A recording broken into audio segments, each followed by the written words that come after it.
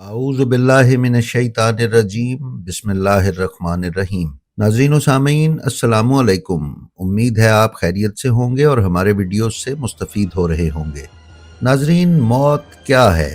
کیا موت نابودی اور فنا کا نام ہے، یا ایک جگہ سے دوسری جگہ انتقال اور ایک عالم سے دوسرے عالم میں منتقلی کو موت کہتے ہیں؟ یہ سوال شروع سے ہی بشر کے سامنے تھا اور اب بھی ہے۔ ہر شخص اس کا براہ راست جواب جاننا چاہتا ہے یا دیے گئے جوابات پر ایمان اور اعتقاد پیدا کرنا چاہتا ہے۔ قرآن کریم نے موت کے بارے میں لفظ توفیٰ استعمال کیا ہے اور موت کو توفیٰ قرار دیا ہے۔ توفیٰ اور استیفاء دونوں کا مادہ وفا ہے۔ جب کوئی کسی چیز کو مکمل حاصل کر لے تو عربی میں اس کے لیے لفظ توفیٰ استعمال کیا جاتا ہے۔ قرآن کریم کی 14 آیات میں موت کے لیے لفظ توفیٰ کا استعمال ہوا ہے۔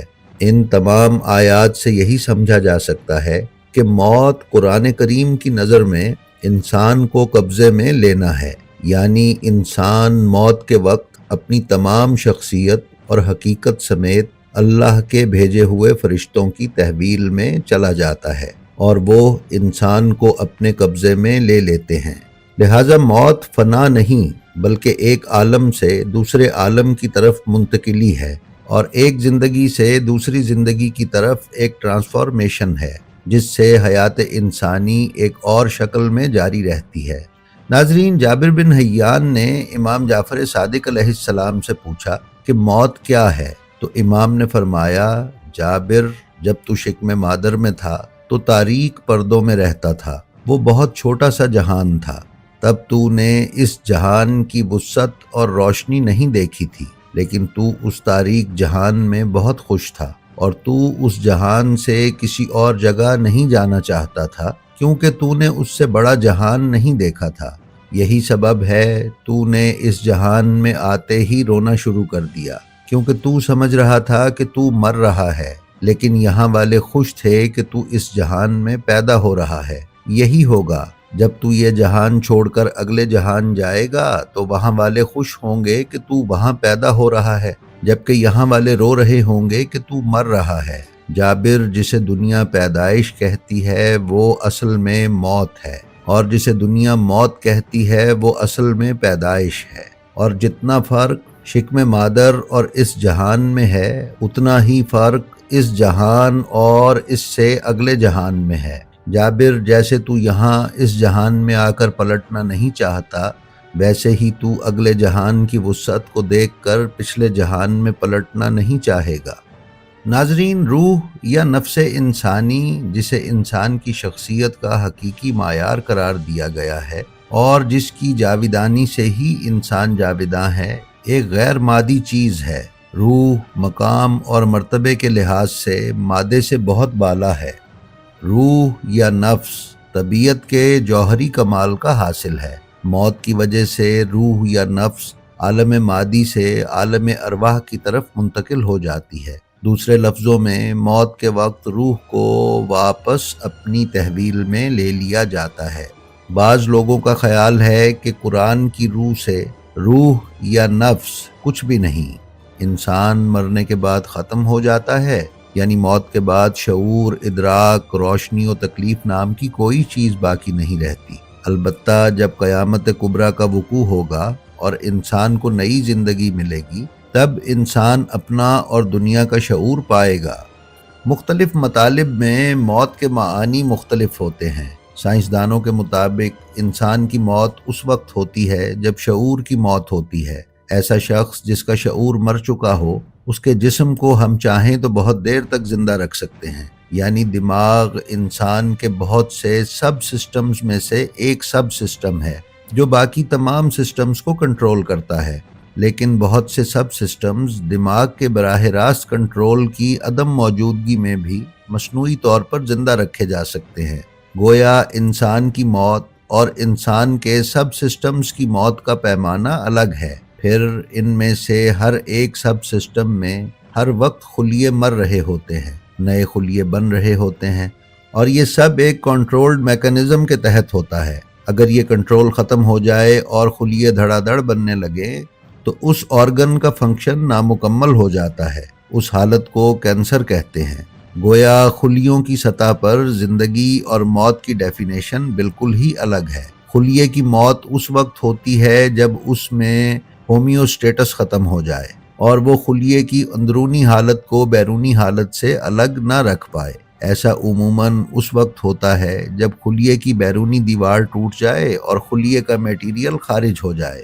کسی بھی سب سسٹم میں خلیوں کے ساتھ ایسا ہر وقت ہو رہا ہوتا ہے۔ سب سسٹم کی موت اس وقت ہوتی ہے جب اس میں اتنے خلیے ناکارہ ہو جائیں یا کم از کم اپنا مقررہ کام چھوڑ دیں کہ وہ سب سسٹم اپنا فنکشن ادا نہ کر سکے۔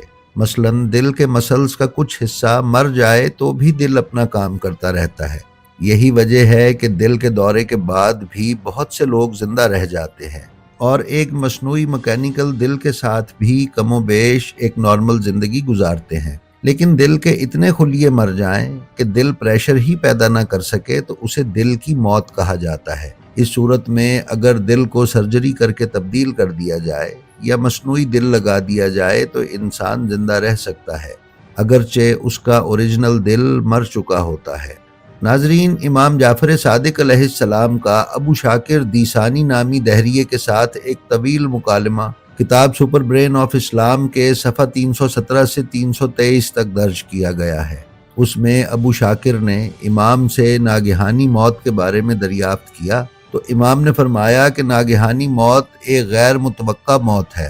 اس میں انسان بظاہر تندرست و توانا نظر آتا ہے لیکن اندر سے بیمار ہوتا ہے اور اچانک بے ہوش ہو کر مر جاتا ہے۔ ابو شاکر نے پوچھا کہ کیا باطنی بیماری بھی ہوتی ہے؟ امام جعفر صادق علیہ السلام نے جواب دیا، ہاں اے ابو شاکر، بعض لوگ اندرونی طور پر بیمار ہوتے ہیں لیکن انہیں اس بیماری کا احساس نہیں ہوتا، اور وہ لوگ جو گوشت اور دوسری مرغن غذائیں کھانے میں اسراف سے کام لیتے ہیں ممکن ہے باطن میں بیمار ہوں اور ان کی بھوک میں بھی کوئی کمی نہ آئے اور وہ درد کا احساس کیے بغیر بے خوابی کا شکار ہو جائے۔ ابو شاکر نے کہا، میں اس بات کو تسلیم نہیں کرتا کہ آدمی بیمار ہوئے بغیر مر سکتا ہے۔ آدمی کسی جنگ یا جھگڑے میں تو مر سکتا ہے لیکن بیمار ہوئے بغیر نہیں مر سکتا۔ امام علیہ السلام نے فرمایا، شاکر، تم ایسے انسان ہو کہ جب تک کسی چیز کو دیکھ نہ لو اس کے وجود کو تسلیم نہیں کرتے۔ چونکہ تم نے آج تک کسی کو ناگہانی موت مرتے نہیں دیکھا، لہٰذا تم اس بات کو تسلیم نہیں کرتے کہ ممکن ہے آدمی بیماری کے بغیر ہی اس دنیا سے کوچ کر جائے۔ لیکن جان لو کہ ناگہانی موت کی 3 اقسام ہیں، ایک دماغ کو، دوسری دل کو اور تیسری خون کو لاحق ہوتی ہے۔ ابو شاکر بولا، دماغ، دل اور خون ہمیں اچانک کیسے ہلاک کر دیتے ہیں؟ امام نے فرمایا، ہر قسم کی ناگہانی بیماری کا آخری مرحلہ خون کی خرابی ہے، اور خون کی خرابی بھی زیادہ گوشت اور مرغن غذاؤں کو کثرت سے کھانے سے لاحق ہوتی ہے۔ جب خون میں خرابی پیدا ہوتی ہے تو اچانک حملہ کرنے والی بیماری دل، دماغ یا خون پر حملہ کر کے انسان کو ہلاک کر دیتی ہے۔ ناظرین، موت خدا کی نعمتوں میں سے ایک نعمت قرار دی گئی ہے۔ کتاب اعمال شیخ صدوق کی مجلس نمبر 77 کی روایت نمبر 2 میں امام جعفر صادق علیہ السلام کا ایک قول نقل کیا گیا ہے، جس میں امام فرماتے ہیں کہ ایک پیغمبر کے پاس ان کی قوم کے افراد گئے اور ان سے کہا کہ دعا فرمائیں تاکہ خدا ہمارے درمیان سے موت اٹھا لے۔ اس پیغمبر نے ان کے لیے دعا کی اور اس قوم پر سے موت کا خاتمہ ہو گیا۔ ایسا ہونے سے ان کی تعداد میں اضافہ ہونے لگا اور وہ بہتات میں ہو گئے اور ان کے لیے جگہ تنگ پڑ گئی۔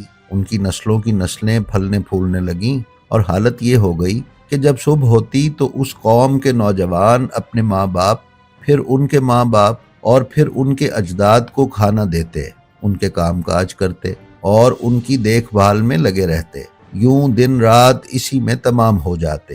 اس نسل در نسل خدمت نے ان کے معاش کے ذرائع کو روک دیا۔ جب یہ حالات پیدا ہو گئے تو وہ دوبارہ اس پیغمبر کے پاس گئے اور درخواست کی کہ خدا سے دعا کریں تاکہ وہ ہمیں پہلے والی حالت پر پہنچا دے۔ لہٰذا اس پیغمبر کی دوبارہ دعا سے خدا نے انہیں موت کی طرف پلٹا دیا۔ ناظرین، کتاب سپر برین آف اسلام میں صفحہ 364 پر جابر بن حیان کے ساتھ امام جعفر صادق علیہ السلام کا بڑھاپے پر دیا گیا لیکچر موجود ہے جو کافی طویل ہے۔ اس میں امام جعفر صادق علیہ السلام نے جابر بن حیان سے فرمایا کہ موت محسوس ہونے والے ارادے کے جسم کا جزو ہے۔ میں تم سے کہتا ہوں کہ ارادہ اس جہان کو وجود میں لانے کا سبب ہے۔ جب ارادے نے کہا کن فیکون تو زندگی وجود میں آ گئی، اور زندگی میں موت کے معنی فنا نہیں بلکہ صرف زندگی کے ایک حصے کی تبدیلی ہے۔ ولادت اور موت دونوں زندگی ہیں، اور ہمیں موت کو منحوس اور ولادت کو مبارک نہیں سمجھنا چاہیے، کیونکہ دونوں زندگی کے دو رخ ہیں، پانی اور برف کی مانند، جو پانی کی دو حالتیں ہیں، جبکہ ماہیت کے لحاظ سے پانی اور برف میں کوئی فرق نہیں۔ ہماری زندگی اور رہائش بھی اسی طرح ہے، یہ زندگی کے دو رخ ہے۔ جس طرح ولادت موت کو ختم نہیں کرتی، اس طرح موت ولادت کو ختم نہیں کرتی۔ اگر ہم ولادت اور موت کو ایک لکڑی کے دو سرے فرض کر لیں تو یہ فرض کیا جا سکتا ہے کہ وہ لکڑی زندگی ہے جس کا ایک سرا ولادت ہے اور دوسرا سرا موت ہے۔ توحید پرست موت سے نہیں ڈرتا، کیونکہ اسے معلوم ہے کہ موت کے بعد بھی باقی رہے گا۔ ناظرین، اس خطبے میں امام جعفر صادق علیہ السلام نے جابر سے فرمایا کہ موت کا کوئی وجود نہیں ہے، اور جو میری اور تمہاری نظر میں موت کی صورت جلوہ گر ہوتی ہے وہ دوسری زندگی کی ابتدا ہے، اور خداوند تعالی انسان کو اس جہان میں اس لیے لاتا ہے تاکہ انسانیت کمال کا ایک مرحلہ یہاں طے کر لے، اور اس مرحلے کے بعد انسان گزشتہ مرحلے سے زیادہ کامل انسان کی صورت میں دوسرے جہان میں جاتا ہے، اور اس جہان میں بھی کامل انسان ہونے کا ایک اور مرحلہ طے کرتا ہے۔ جی تو ناظرین، یہ تھی ہماری آج کی ویڈیو۔ ہمیں یقین ہے کہ یہ آپ کو پسند آئی ہوگی۔ اگر آپ ہمارے چینل بلینڈ آف ہسٹری پر نئے ہیں تو برائے مہربانی اسے سبسکرائب کر لیں، اور اس کے بیل آئیکن پر کلک کر کے آل نوٹیفیکیشنز کی سیٹنگ کا انتخاب کر لیں تاکہ آپ ہمارے کسی ویڈیو سے محروم نہ رہ سکیں۔ اس کے ساتھ ہی ساتھ ہمارا جو ویڈیو آپ کو پسند آئے اس کا لنک اپنے حلقہ احباب میں شیئر کرنا نہ بھولیں، تاکہ علوم آل محمد کی ترویج و اشاعت میں آپ کی حصہ داری برقرار رہے۔ ہماری یہ درخواست ہے کہ آپ اپنا اور اپنے متعلقین کا بے حد خیال رکھیں اور خلق خدا میں آسانیاں تقسیم کرتے رہیں۔ خدا آپ کا حامی و ناصر ہو۔ السلام علیکم۔